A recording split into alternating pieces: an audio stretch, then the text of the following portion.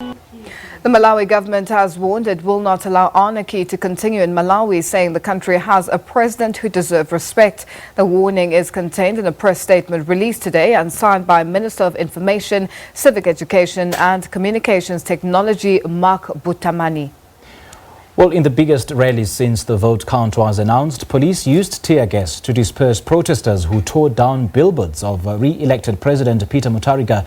Thousands of protesters gathered in the capital Lilongwe, in the commercial centre Blantyre and in the third city of Mzuzu at protests that called for the head of the Malawi Electoral Commission to resign. The statement follows violent acts that have erupted in the country following the May 21st, 2019 elections. Opposition political parties are challenging results of the presidential election in court.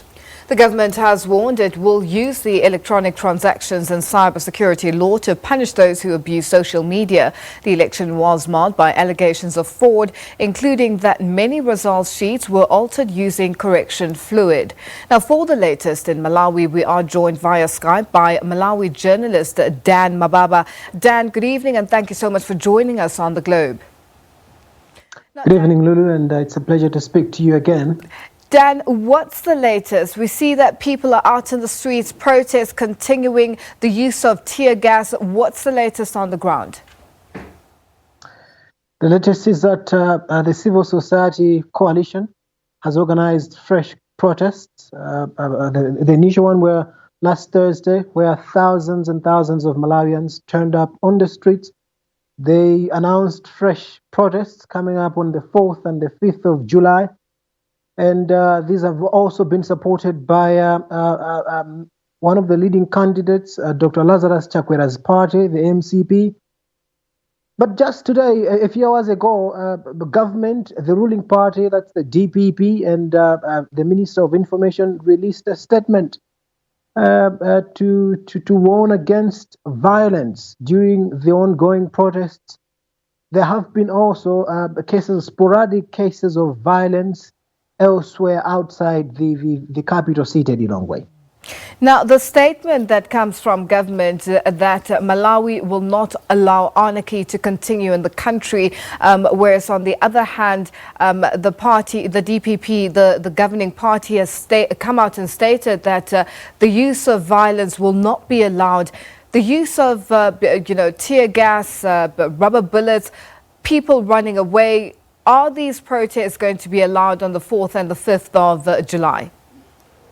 Look, what is clear is that there is anger on the streets, anger particularly from a majority of the voters in last May's elections. And I think the statement today from the ruling party and particularly from the Ministry of Information will not stop these protests. Of course, there is a process that the organizers have to follow to alert or notify city authorities of their intention to go on the streets.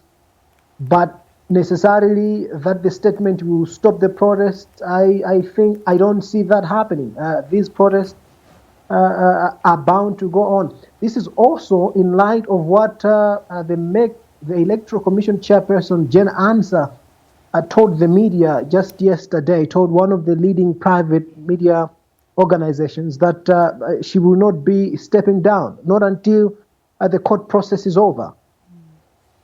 Now, in terms of the court process, the DPP has come out and stated that no court should decide the fate of a sitting president. The president has already been elected. What does this mean going forward? Do you think that the protests will give direction to the court, or can the court's decision be swayed by the civil society on the ground?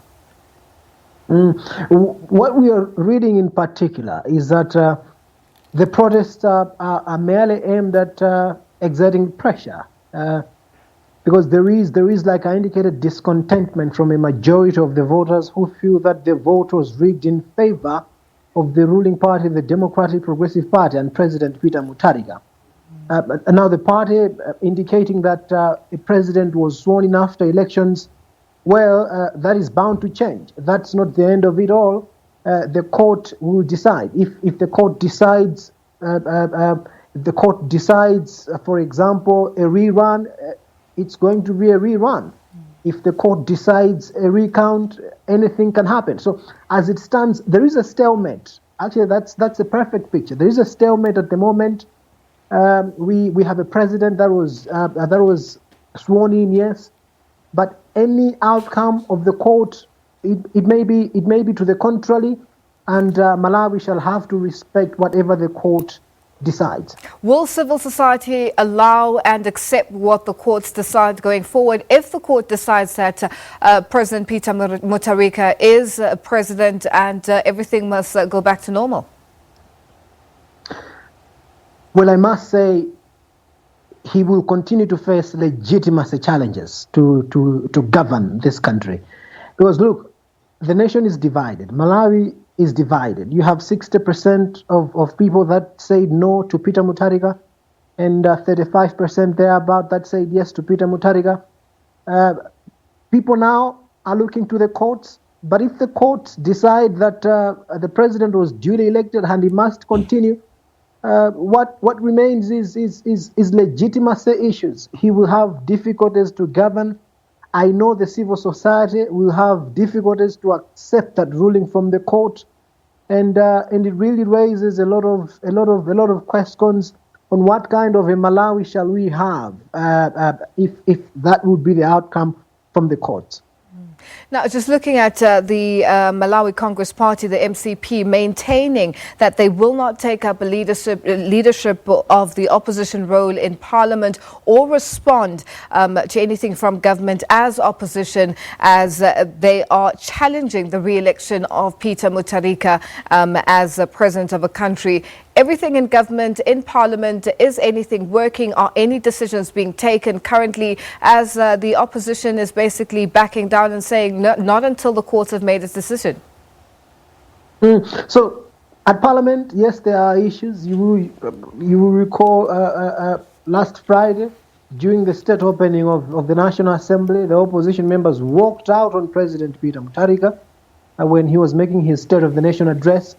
That was in protest. They are saying they will not be electing a leader of opposition because they don't believe they are in opposition, not until this court process is over. And so one would think they are justified because, like I indicated, there is a stalemate. They do not want to accept that they are in opposition yet. And they have clearly stated that they don't recognize Peter Mutharika as a legitimate president. So, as a nation, I know we have institutions. The country must run. Parliament must run. By the way, Parliament is scheduled to approve a makeshift national budget while they wait for the proper budget sometime in September. So Parliament must run. We expect this short-term budget during this sitting of Parliament. That appears to be a challenge because MCP only says they will be in Parliament only to approve the budget and not anything else, including the election or the appointment of someone to sit as a leader of opposition. Dan, thank you so much for joining us. Unfortunately, we have run out of time. That is Malawi journalist Dan Mababa joining us there via Skype. Time now for a quick break. We'll be back with more news